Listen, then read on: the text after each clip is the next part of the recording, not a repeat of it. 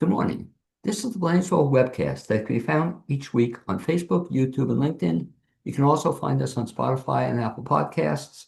And you can also get more information about this show and previous shows, past shows, future shows as well, at my website, which is behind me, blainsworld.net. I'm your host, Blaine Greenfield, and I'm here in my Zoom studio in lovely downtown Fairview, North Carolina. And each week we focus on positive news and information about people and organizations in both Western North Carolina and throughout the country. And toward that end, it's my pleasure to introduce an author, and she is Nancy and Niiti Gannon for being my guest today. And Nancy, you can feel free to wave to all your fans and friends who are watching this. Okay, thank Hello. you. And I should mention that Nancy is a children's writer with a new book launch. It's a yoga party. I love that title. It's a great title. She's also a yoga. There it is. Okay, and we'll talk about how people can get it. She's also a yoga instructor for children and adults, helping each one learn ways to be calmer, healthier, and happier. She enjoys writing playful stories, help youngsters go into the quieter sides of themselves where happiness abides. Sounds great. And she combines storytelling combined with yoga with children and seniors as well. So Nancy, the first question I ask when I meet somebody for the first time is, as a child, you grew up where? I grew up in a suburb of Chicago, Okay, and so you Illinois. spent most of your childhood in Chicago? Actually, in the suburbs. So it was Glen Ellen, DuPage County. Okay, and so did you know as a child or a young woman growing up in the Chicago suburbs that you wanted to be an author at that point in time and a yoga guru? I didn't know because yoga wasn't really, when I was growing up, popularized in the US. It came with the Beatles, I think, where we started to hear about it and people began to know and do some yoga. Up till then, no, played. And I did like writing, but I didn't think of myself as a writer. What, Teacher. I wanted to be a teacher, a teacher of what? a teacher of elementary education. And did you eventually become a teacher of elementary education? I did, but in a different way than I thought because I was through college, I was going in and learning, and I then got involved with meditation. And at one point, about third year, I decided that there are fewer meditation teachers than there are early childhood or elementary education teachers. So I went to India and became a meditation and yoga teacher in the 70s. And that was, and my service was, aside from teaching adults, that was working with children, and I had preschools in different countries. And your time framework is somewhat similar to mine. And it's funny you mentioned the Beatles because same thing too. I became, I guess, enamored with meditation at that point in time. And I think, unfortunately, that's when I also lost some interest because if you remember, 70s, it was so hot, late 60s, early 70s, and then the Beatles did it. But then when it came out that the Beatles were levitated, or you could levitate with yoga, it's unfortunate because I think it lost some of its credibility at that point in time. Because I tried, but that's why I haven't been able to levitate. I'm trying. Yeah. So your experience is interesting, though. So you actually stopped going to college and went to India at that time? Yes, I did. I was 21 years old and went to India. I was going to say, so what was the reaction back home? Were they thrilled with this? They, well, because they saw that it made me happy when I Okay. was doing it, and I made sure that while I was in the US and doing it, I went on TV for yoga for just an interview and things like that, and I would always tell them. And we even did a practice somewhat together.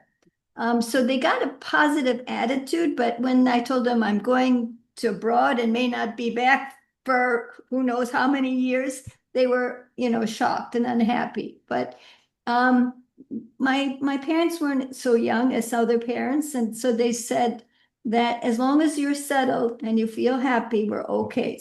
Boy, you were lucky you got that reaction. I remember Yeah. even at Niiti, I remember even when I told my parents I was taking yoga, I was taking meditation, they weren't thrilled. They thought it was, how could I be doing this?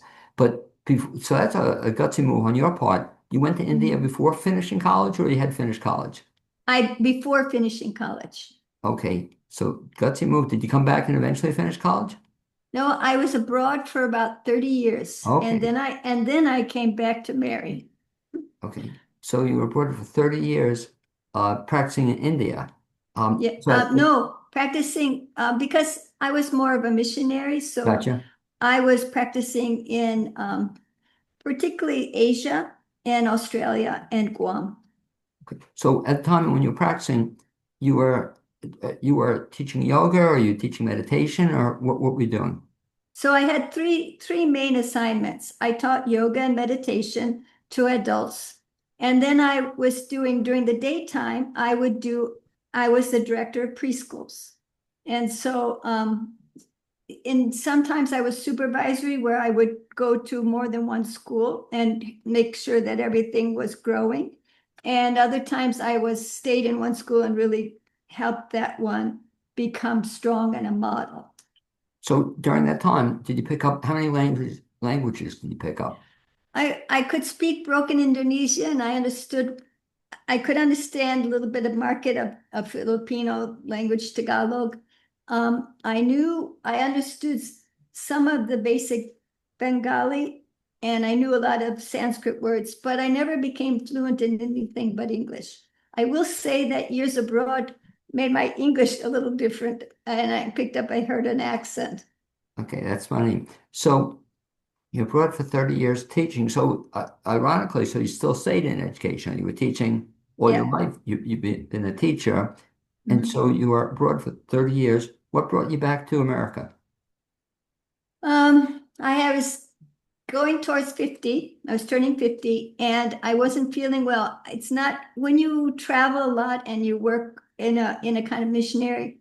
I think I wore myself out. And my high school college sweetheart contacted me on the internet and came to visit me while I was in Japan and offered me to marry. So I thought about it and decided to make a life change. And I, at that time, did. So you got married at the age of whatever age. 50. And that was the first time you had been married? Mhm. Wow, that's a great love story, isn't it? It's got a love story side. Are you still together, or? He passed. Oh, So now I'm back to full-time doing yoga and meditation. okay, but great story. So you come back into America. So when you came back to America, were you then teaching again or doing missionary work, or what were you doing when you came back? At first, I was just kind of learning um, how to, I guess, marriage life. I guess it was new to me. And I did some meditate. I taught some meditation, yoga a little. But after he passed, we were about 15 years, I put that aside. And then I did it myself, I did the meditation and I did service. But after 15 years, I went right back into it and did it as I did it in South Carolina. I did meditation and yoga teaching. And with the public school, I would go in and do yoga with storytelling with the preschoolers. And I love how you did that, because I guess that was the way to go. Because remember, again, when when meditation is becoming popular, even now, if you say you're going to be teaching meditation, some people still have a hang up. You can't be doing that, or you can't be doing that in schools. But yoga at least seems to be accepted, for most places. So you were doing that in South Carolina. What got you to the Asheville area? Asheville is fairly recent. My I had chosen to move with my sister instead of moving to Asheville at that time because I have friends here in Asheville. I have a great community here, and we're in the Marshall, actually specifically in the Marshall. And if some of you might have recognized there's Prama Institute, which does a lot about healing and health and um, purifying the body and meditation, balance of mind and things. And then we have the PRI Prout Institute, which is more on studying economics and social justice. And then nearby is Mountain Breeze Preschool, and then I'm with the women, the Lotus House, which is a women's run farm and um, like meeting house. And then we have also the publisher of my book was the New Humanist College of Asheville, which is an online college, and it's teaches it has classes online for people all over the world, US and other areas. And so and they have a publishing department, so I'm working with that. But it seems And then, we all live within just like a mile or so of each other. We're like a little community up here. it seems then this is like the perfect area for you to be in for doing Yeah. what you do in terms of not only the yoga, but the meditation people aren't in sync with. So talk about the Mhm. fact, so you've been teaching yoga. What gave you the idea to write a book? I've been writing for so many years, actually, but mostly we're geared to education and helping the schools where I was working in Asia to give them some more ideas of what to teach and how to be better teachers. And when I came here, I wanted to connect stories with yoga. And so the book that I just wrote, it's a yoga party. That one is just being launched now at Barnes and Noble this Saturday Very nice. at Asheville Mall and 3 o'clock in the afternoon. And so people come and they have their children. We can do some yoga and they'll get an idea of how you combine in kind of a playful awareness with the yoga poses and as story. And so in this book, there are 4 friends, and I chose the children are very diverse personalities, and they have different things they're healing in their family lives, and they're kind of different backgrounds. You could see a little bit of a picture Sure. of them. Love it. Yeah. And I chose them to be that way because this book can not only is America diverse, but this book will be read by children in different countries. And so I wanted to kind of have have children see themselves in the story or in the pictures. And in that, these children, they all have different strengths and they play off each other. And they one thing they all of the 4 children agree is that kindness makes everything better. And so that's kind of they want to be superheroes and they do the superhero pose.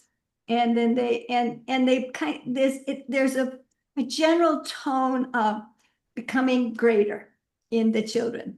I love it. So And that's actually a pose called the superhero pose.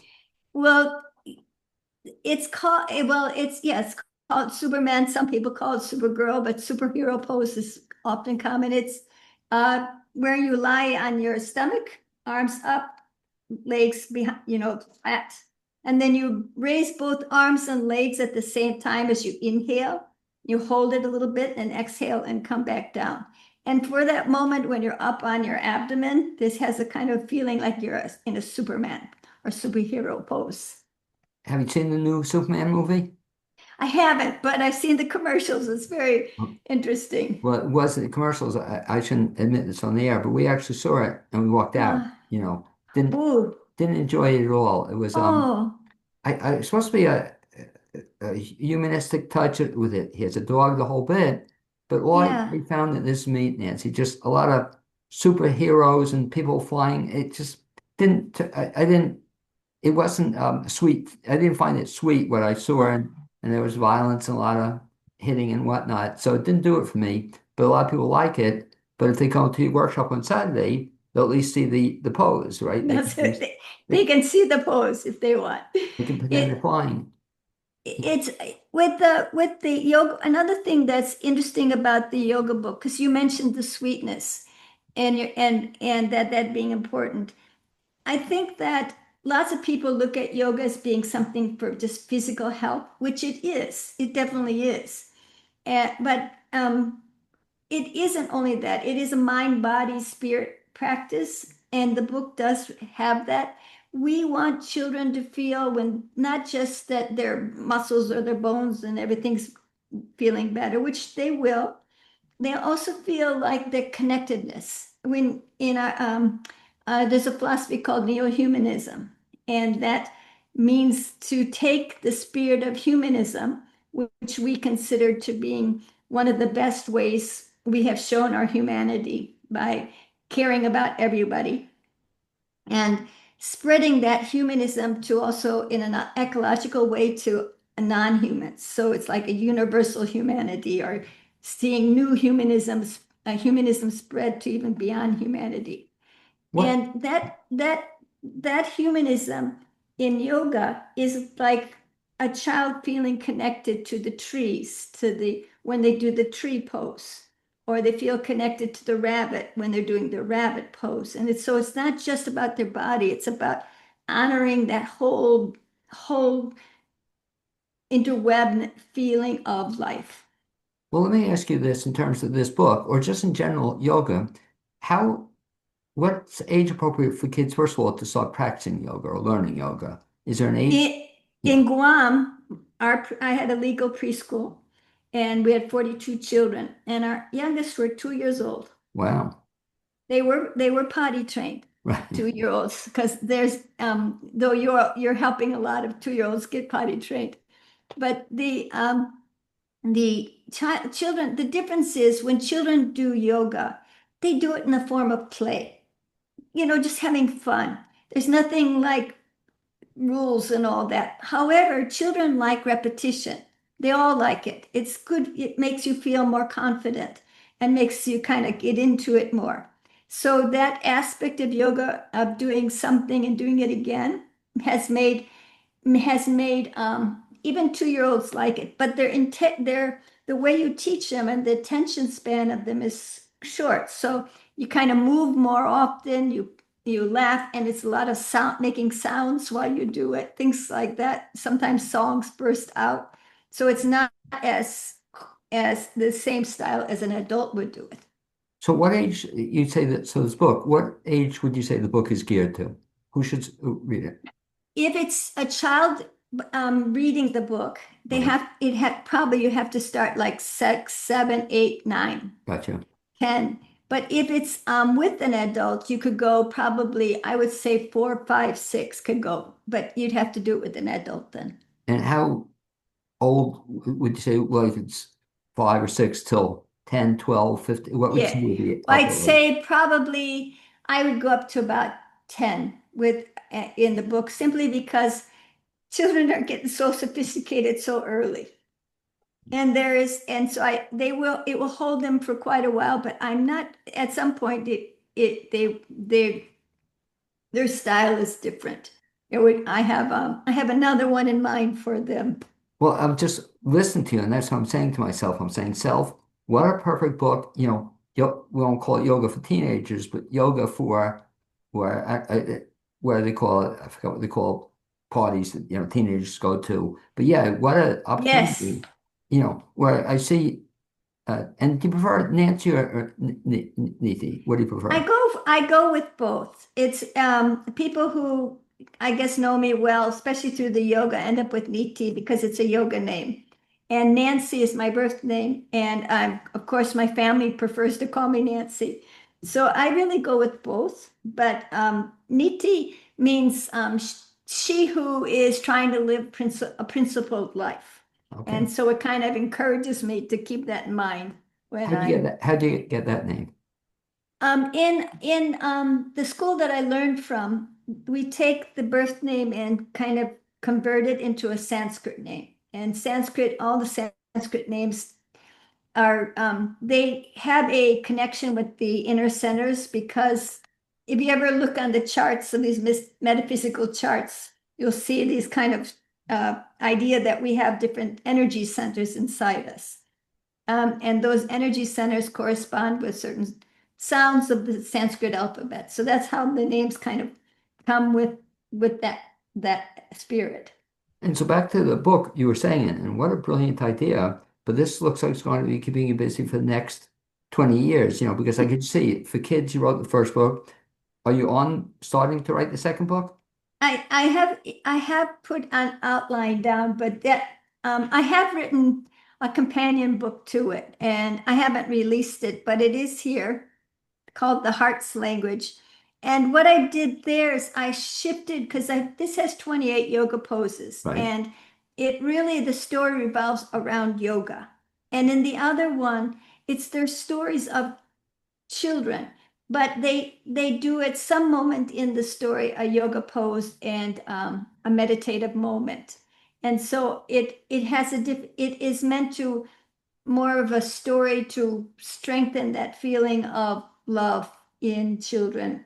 And there's one more I wrote that isn't for children, unfortunately, it's for the adults working with children. It's called Come Alive with Kids Yoga.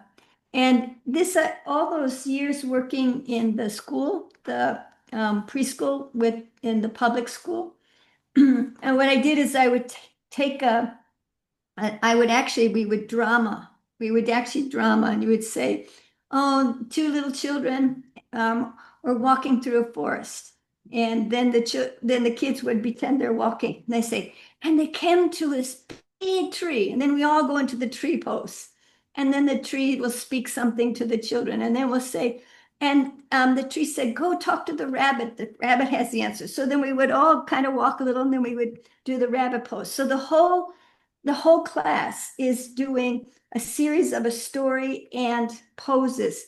And what happens is it helps the children hold the thread of the story really well while they're doing all this creative movement and healthy centering in their bodies. And so that's kind of what that's about. And um, yeah, so I like working in different ways with yoga, but usually there involves somehow a story. And what I like about what you said is it also sounds like it'd be fun. Can you It, imagine? And I contend all education should be fun, but can you imagine having a good time? And I just love the idea of telling the story as they're walking in different poses. How about on the other spectrum? Have you written yet anything for seniors yet, or will you be? well, I worked with senior centers teaching yoga. I like chair yoga and balance yoga. And I like that because you can always go to the floor, but you can't always go from the floor to the, people can always, who can, are physically able can always combine both. Right. But there are people who can't go to the floor. And so it allows them to experiment and have the same benefits. And I found that with the seniors, we with anyone, I treat them similarly to children in this way. I treat adults, myself this way, is that when I do a pose, you should still realize you're embodying that animal and connecting with that mountain and bringing out the quality that you look at a mountain and you think majestic, strong, um, formidable. And in yourself, you put those qualities while you're doing it. And so seniors actually like that because they're enjoying the movement and the posing, but at the same time, they're enjoying being more than just the everyday. My life is just this. All of a sudden, your life is not. It's huge. You are as regal as a mountain, you are as small as a mouse. And it's kind of putting those qualities into your practice that I think makes yoga fun at any age. Well, you said, and I saw it for the first time, I guess, years ago. My wife took me to a restorative yoga. There are two Yeah. kinds of yoga that I kind of have seen. So restorative yoga was great, but the only problem you were saying, Niiti, was that so everybody got down on the floor, and I remember this was like it was yesterday. So I had a grand old time and I fell asleep. And so Mhm. they let me they let me sleep the whole time. So they got Okay. up and everybody else was doing their thing. And boy, that was great. But the other one, and you probably have studied or know of it, was laughter yoga. Or have you Uh, done laughter I yoga? I do that with all ages, and seniors love it. And Okay, at first, they think, and children, of course, love it. right. But you're saying, so Niiti, ha ha ha ha ha ha ha. It's just you just laugh for the sake of laughing, as opposed to it doesn't have to have a particular reason behind it. So So, those are my no, two. no, no, it's more than that. So I usually cue people by going aloha, ha, ha, ha, ha, ha, Right, and then you right, go off.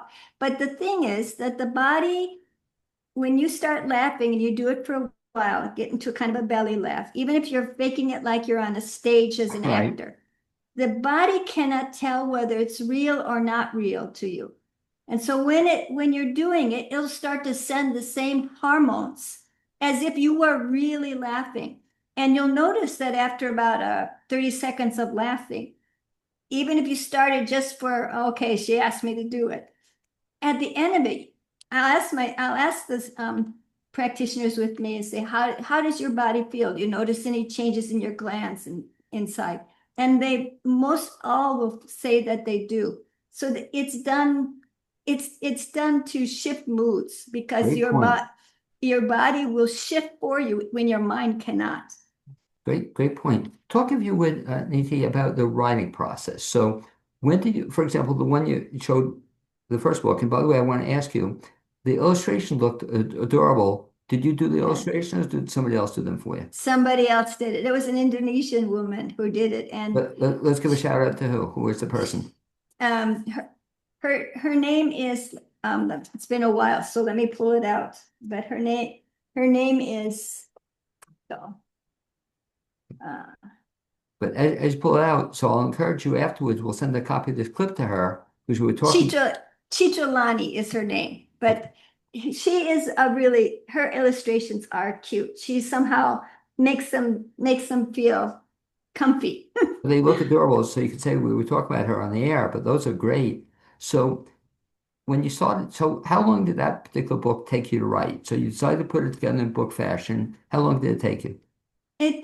In writing it takes many months, but I'm a kind of person who has to edit it a lot. And then other people help me also with editing. And then in this case, it took longer because we laid it out and it came out, the layout didn't look well. So we shifted it to a smaller layout and that took a whole nother layer. So this one took about a month, a year and a half. So in writing, you mentioned this book, you've done some other books as well. Do you do this? Are you a type of person who gets up every morning at 7 o'clock or 5 o'clock in the morning and writes for 3 hours and does this every day?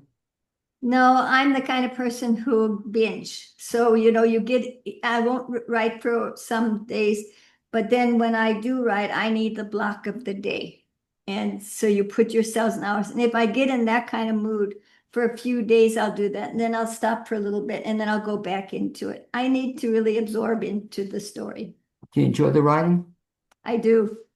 Okay. You almost feel like there's something around you that's sort of encouraging you.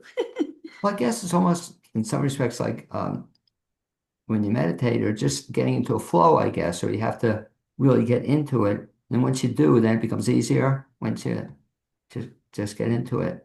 So you now, let's say you're doing about 17 different things now, it seems like. So you're teaching, you're writing, you're doing other kinds of things. What do you see yourself doing like in the next 5 years? I at this stage in my life, I'm not doing when I say teaching, I'm not doing it for money.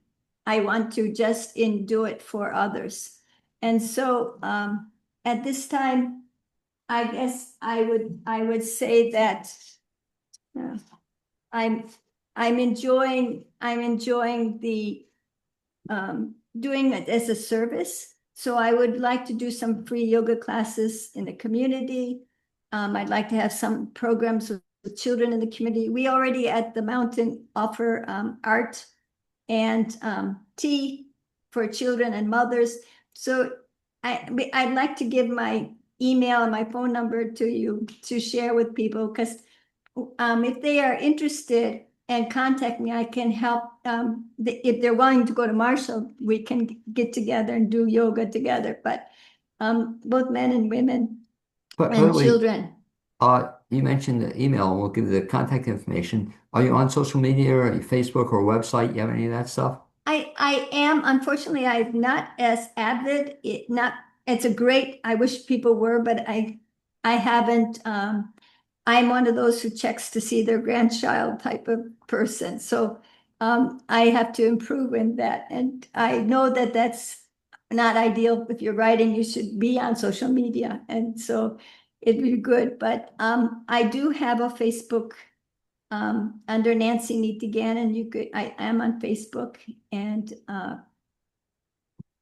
Okay, so let's just repeat that. So if folks want to find out about you or your books or get in touch with you, best bet they can go to Facebook. What was the name again on Facebook? well, it's Nancy Niiti Gannon Okay. is my And then you mentioned too, if folks want to get in touch with you, if you'd be so kind, they could contact you via your email, and that address is what? My address is Niiti, N-I-I, there's two I's, Niiti Gannon, Gannon @gmail.com. Okay, so certainly easy to get in touch with you if they want. And so talk about then after this. So we have this one book. We're kind of working on some other books as well. Do you have any other projects you're working on other than the books? Well, I am I'm helping someone else write a book, Great. and I'm also involved with the Women's Center up in Asheville, getting more activities going. So that's my kind of immediate uh, targets. And we should mention also we have a mutual friend, and you can mention her name as well, because Oh, also yes, you're in her book too. And if yes. you contact about mention that. So Mira Price came on the show recently. You might have seen her. She was talking about In the Spirit of the River. She's a co-writer with me and a really good person and helping me with my getting out information about in the spirit of it, not only in the spirit in the river, but it's a yoga party. So she does women's song, I believe that, and which is a wonderful Asheville Right. musical group. That if you haven't heard them sing, you should hear them sing. And also with writing, and she also helps with the Proud Institute, which is working with social and economic justice, Yeah. um, economic democracy. Right. And you're right. I have seen women's song, and I've done a couple of shows with them, and in concert, just great concerts Mhm. as well. So she keeps busy. How is it? Talk a little bit about the writing process with somebody else. So when you write by yourself, how is it writing the book with Amira? Well, with Mira and I worked well together, and we were actually four. At one time, we were five, but we ended up four, and each of us took a different aspect. As Sid Jordan was one of the other writers, and so is Christine Westfield, all very active people in the community, and they each took a different aspect, and we out of that we kind of put it together, and Mira and I did the most editing and helped on the stories and making suggestions, and then it was until we all felt it was polished, then we went forward. And all And the Yeah, I'm sorry. And all the many things you do. So you do the writing, you do the editing, you do the teaching, you're involved in publishing stuff as well. Do you have a favorite thing you like doing best out of all these things? meditation probably the best of all, because as an adult, children do meditation, but oh, you asked me about like a 2-year-old. If they will close their eyes for 30 seconds or one minute, I'm ecstatic because that's a lot for the small child. But for me, I've been meditating many years. So when I sit, I can have a moment where almost always I can get this kind of it's not it's a kind of a love feeling that comes around. It's not just combined to your don't thinking of other people. It's more of this feeling of well-being for you. I think it's because I feel more well-being with the world, and sort of it kind of it's like you're in a kind of a sweet moment, and I come out of that like refreshed and my mind is energized and ready, more inspired to kind of like make the difference or do something. So I that's of all, that's I would say is the most meaningful, what And I last like the most. question, when you're talking about meditation and that you do it, how long do you spend on it each day, or how long should a person meditate? Well, I'd say a new person or a person should try to establish 20 minutes would be, if you're not going to do it, even 5 minutes is precious. Do it. 5 minutes every day is valuable. But if you're talking about going further, then you work towards 20. Half hours are really good regular meditation practice. Now, I've been doing it years. I go for an hour. How Some about people go longer. some, though I hear though, or I think when I learned it many years ago, they wanted us to do it twice a day, or is that Yes, twice a recommended? day. So Well, you it's ideal. It's ideal twice a day. so you do an hour a day, twice a day? I do an hour, I do at least an hour in the morning and evening depends. Sometimes it'll be an hour, sometimes it'll fall less. My wife has also started meditating with others. What about that process? So we are, I told you about the community I Right. live with, and they're all, almost all of them are meditators around me. And so we get together at least once, twice, and Prama does it, I think, on Wednesday night up online. And we do it online and in person on Sunday nights. And there's another day going to be open. So if anybody wants to connect with that, there is ample opportunity to meditate with others in person or online through those different groups.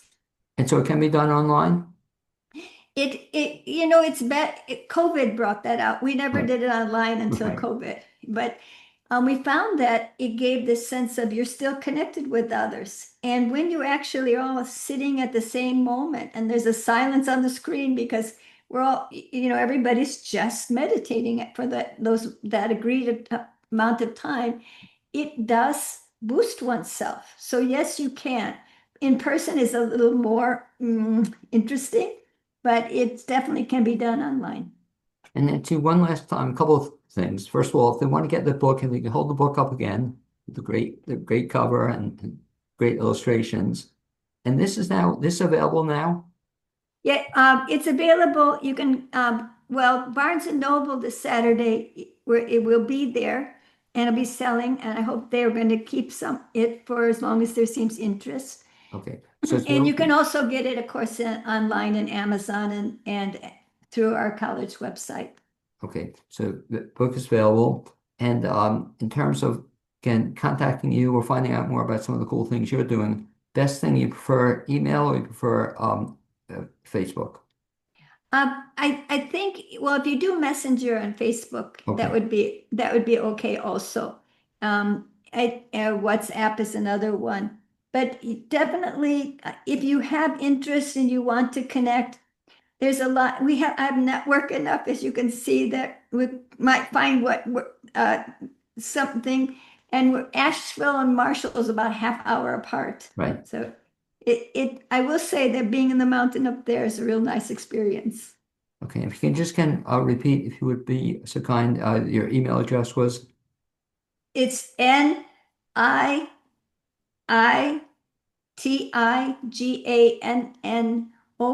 at gmail.com.